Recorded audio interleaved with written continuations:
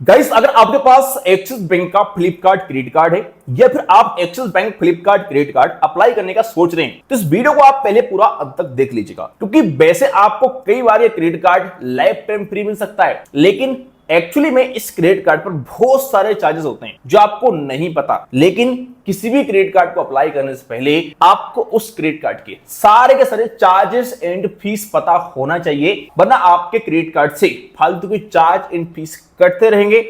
इस axis bank के Flipkart credit card पर बहुत सारे ऐसे चार्जेस हैं जो आप शायद ना जानते हो, लेकिन अगर आप वहां पर ट्रांजैक्शन करोगे तो आपका चार्जेस कटेगा। चलिए स्टार्ट करते हैं इस वीडियो को और हम इस क्रेडिट कार्ड के बारे में डिटेल्स, चार्ज एंड फीस के बारे में समझते हैं सारी जानकारी को। चैनल पर अगर आप पहली बार आए सब्सक्राइब कर लेना, वीडियो पसंद आता है तो एक लाइक जरूर कर देना। तो गाइस, अभी मैं आ चुका हूं एक्सिस बैंक की ऑफिशियल वेबसाइट पर। ये सारे charge and fees axis bank Flipkart credit card के। पहले हम बात करते हैं जॉइनिंग फीस की। तो इस क्रेडिट कार्ड का जॉइनिंग फीस है 500 प्लस जीएसटी। एनुअल फीस की बात करें तो एनुअल फीस भी आपका सेकंड ईयर से 500 प्लस जीएसटी लगता है। जॉइनिंग फीस कब लगता है? जब हम कार्ड को अप्लाई करते हैं, वो कार्ड हमारे घर पे आ जाता है। एनुअल फीस तब लगता है जब 1 साल पूरा हो जाता है। लेकिन यहां पर एनुअल फीस वेव करने का भी ऑप्शन है। अगर अपने क्रेडिट कार्ड से आप 1 साल के अंदर 3.5 लाख रुपए स्पेंड कर लेते हैं, यानी खर्च कर लेते हैं, तो आपका जो यहां पर क्रेडिट कार्ड है ये आगे नेक्स्ट ईयर के लिए फ्री हो जाएगा। मतलब आपका एनुअल फीस नहीं लगेगा। लेकिन यहां बताया गया है कि rent transaction, wallet load money, इस प्रकार के ट्रांजैक्शन आपकी ये माइलस्टोन कंप्लीट करने के लिए एलिजिबल नहीं होगा। आगे बात करते हैं एड ऑन कार्ड की जॉइनिंग फीस की और एनुअल फीस की। इसके लिए 0 फीस है। एड ऑन कार्ड का मतलब जैसे आपने कार्ड बना लिया, अब मान लो आपके घर परिवार में पापा जी हैं, आपकी मम्मी जी हैं या फिर आपकी वाइफ है, उनके पास क्रेडिट कार्ड नहीं है, कोई सिविल भी नहीं है उनका, तो आप अपने ही क्रेडिट कार्ड के व्यापार एक एड ऑन कार्ड बना सकते हैं और उनको दे सकते हो। आपके ही क्रेडिट कार्ड का लिमिट उस कार्ड में शेयर हो जाता है, तो उस कार्ड का कोई चार्ज नहीं है, आप चाहो तो बना सकते हो, फ्री ऑफ कॉस्ट बन जाएगा। ठीक है। कार्ड रिप्लेसमेंट फीस भी यहां पर 0 है। पहले चार्जेस था यहां पर, लेकिन 1/10/2020 से ये यहां पर बताया गया है कि भाई आपका जो कार्ड रिप्लेसमेंट चार्ज है वो फ्री है बिल्कुल। मतलब आपका कार्ड कभी खो जाता है, चोरी हो जाता है और आप कार्ड को रिप्लेसमेंट करते हैं, दूसरा कार्ड लेते हैं, तो आपको फ्री ऑफ कॉस्ट मिल जाएगा। कैश पेमेंट फीस की बात करें, कैश पेमेंट फीस का मतलब है कि आप अपनी क्रेडिट कार्ड का जो पेमेंट है वो नगद जमा करते हैं ब्रांच में जाकर के। वैसे देखो आजकल बहुत सारे एप्लीकेशन है, आप गूगल पे से, फोन पे से, पेटीएम से, किसी भी ऐप से अपना जो पेमेंट है वो कर सकते हैं क्रेडिट कार्ड का, डायरेक्ट यूपीआई वगैरह से। वैसे तो कोई जाता नहीं जमा करने के लिए ब्रांच में, लेकिन फ्री बता रहा हूं मैं आपके लिए कि अगर आप कैश में अपना पेमेंट करते हैं तो आपको 175 रुपए का चार्जेस देना पड़ेगा। आगे बात करते हैं डुप्लीकेट स्टेटमेंट की। ये फ्री ऑफ कॉस्ट आपको मिल जाएगा इस प्रकार से। बाकी जो आपके मोबाइल पर एसएमएस वगैरह आते हैं क्रेडिट कार्ड से ट्रांजैक्शन होने पर, फ्री ऑफ कॉस्ट आते हैं, कोई चार्ज नहीं है। बैलेंस इंक्वायरी वगैरह भी आप फ्री ऑफ कॉस्ट कर सकते हैं। आगे बात करते हैं हम यहां पर फाइनेंस चार्ज की। ये फाइनेंस चार्ज क्या होता है? ये फाइनेंस चार्ज क्या होता है? जैसे आपने क्रेडिट कार्ड से मान लो आपने कुछ स्पेंड कर लिया, अब आपका ड्यू डेट आ गया है, अब आपका बिल बन गया है, लेकिन अपने क्रेडिट कार्ड का आप टोटल ड्यू क्लियर नहीं करते हैं, आप मिनिमम ड्यू पे करते हैं। दो चीजें होती हैं। जैसे मान लो आपका 1 लाख रुपए का बिल बना, अब बैंक यहां पर क्या बोलेगा कि भाई आप सिर्फ 15-20 हजार पेमेंट कर दो, मिनिमम ड्यू भर दो। कई सारे लोग भर देते हैं, लेकिन ये फंसाने का एक जाल होता है बैंक का। आपको कभी भी अपने क्रेडिट कार्ड का मिनिमम ड्यू पेमेंट नहीं करना है, टोटल ड्यू पेमेंट करना है। अगर आप मिनिमम ड्यू पेमेंट करेंगे तो बैंक आपसे 3.75% पर मंथ, यानी कि 55% के आसपास चार्ज लेगा। मतलब एनुअली 55% के आसपास आपसे इंटरेस्ट लेगा। एनुअली 55% का इंटरेस्ट लेगा, जो कि बहुत ही ज्यादा है, आप समझ सकते हैं भाई। तो कभी भी अपने क्रेडिट कार्ड से अगर आप कुछ स्पेंड कर रहे हैं तो अपने फ्लिपकार्ट क्रेडिट कार्ड का टाइम पर पेमेंट करते रहना और पेमेंट पूरा करना, मिनिमम ड्यू के चक्कर में मत रहना, वरना यहां पर आप लूट जाएंगे। आगे बात करते हैं हम कैश विथड्रॉल फीस की। तो अगर अपने क्रेडिट कार्ड से आप मान लो एटीएम मशीन में जाते हो और कैश निकाल लेते हो अपने डेबिट कार्ड की तरह, तो इसका चार्ज देना पड़ता है, फ्री ऑफ कॉस्ट नहीं रहता है। ठीक है। यहां पर आपको कैश विथड्रॉल अमाउंट का 2.5% चार्ज देना पड़ता है। ये चार्ज मिनिमम तो आपको 500 रुपए देना ही पड़ेगा। आप चाहे 100 रुपए निकालो, चाहे 5000 निकालो, इससे कोई फर्क नहीं पड़ेगा। मिनिमम आपको 500 रुपए देना पड़ेगा।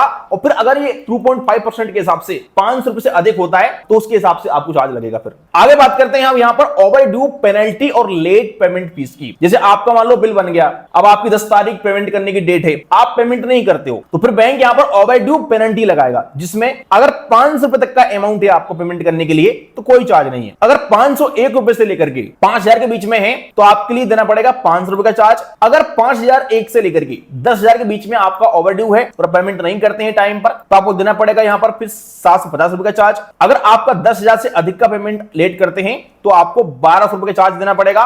और ये सारे चार्ज के अलावा जो ऊपर बताया मैंने आपके लिए, ये फाइनेंस चार्ज 55% पर एनम के हिसाब से इंटरेस्ट अलग से देना पड़ेगा। ये चीज आपको ध्यान रखना है। आगे बात करते हैं हम यहाँ पर ओवर लिमिट पेनल्टी की। ये क्या होता है, देखो जैसे आपके क्रेडिट कार्ड की मान लो लिमिट है 50,000 रुपए, अब आपके लिए 55,000 रुपए का कोई मोबाइल लेना है फ्लिपकार्ट से या कहीं से भी, जब कोई स्पेंड करना है, तो आपके क्रेडिट कार्ड में मात्र 50,000 रुपए हैं। लेकिन अगर आप 55,000 रुपए का कोई सामान खरीदोगे अपने क्रेडिट कार्ड से, तो भी यहां पर आपका जो प्रोडक्ट है वो ऑर्डर हो जाएगा, क्योंकि बैंक आपके क्रेडिट कार्ड पर आपको ओवर लिमिट की फैसिलिटी देता है, लेकिन इसका चार्ज लेता है 2.5% आपके ओवर लिमिट अमाउंट का, और मिनिमम चार्ज 500 रुपए तो आपको देना ही पड़ेगा, चाहे आप 1 रुपए ही क्यों ना ओवर लिमिट का यूज कर लो। तो अगर आप इस ओवर लिमिट पेनल्टी से बचना चाहते हैं तो इसको आप एक्सिस बैंक के मोबाइल बैंकिंग ऐप से बंद भी कर सकते हो चाहो तो। बाकी अगर आपका ऑटो डेबिट फेल्ड वगैरह होता है तो उसका भी आपको यहां पर चार्जेस देना पड़ता है 2% अमाउंट का, और मिनिमम चार्ज 500 रुपए है। सरचार्ज भी यहां पर आपको देना पड़ता है, जैसे आईआरसीटी के पोर्टल पे जाते हो, टिकट बुक करते हो तो वहां पर चार्ज आपको देना पड़ेगा।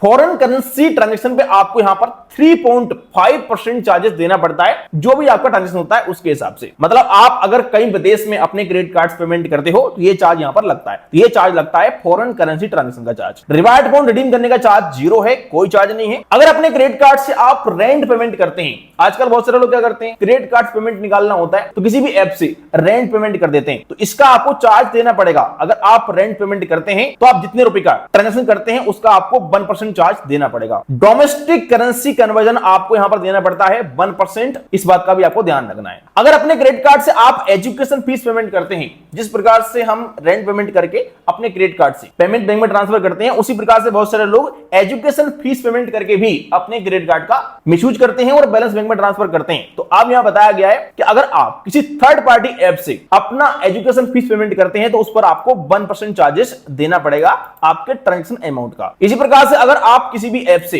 यूटिलिटी पेमेंट करते हैं और आप एक महीने में 25,000 से अधिक का पेमेंट कर लेते हैं तो आपको फिर 1% चार्जेस देना पड़ेगा। अगर आप वॉलेट लोड मनी करते हैं, जैसे फोन पे के वॉलेट में, मूवी के वॉलेट में, किसी भी वॉलेट में अगर लोड मनी करते हो और आप पर मंथ 10,000 से अधिक का लोड मनी कर लेते हो एक स्टेटमेंट साइकिल में, तो आपको फिर 1% चार्ज देना पड़ेगा। बाकी अगर आप फ्यूल ट्रांजैक्शन करते हो, जैसे आप जाते हो किसी पेट्रोल पंप पे और पेट्रोल डलवाते हो और आप एक बिलिंग साइकिल के अंदर 50,000 से अधिक का फ्यूल स्पेंड कर लेते हो तो आपको 1% चार्ज देना पड़ेगा।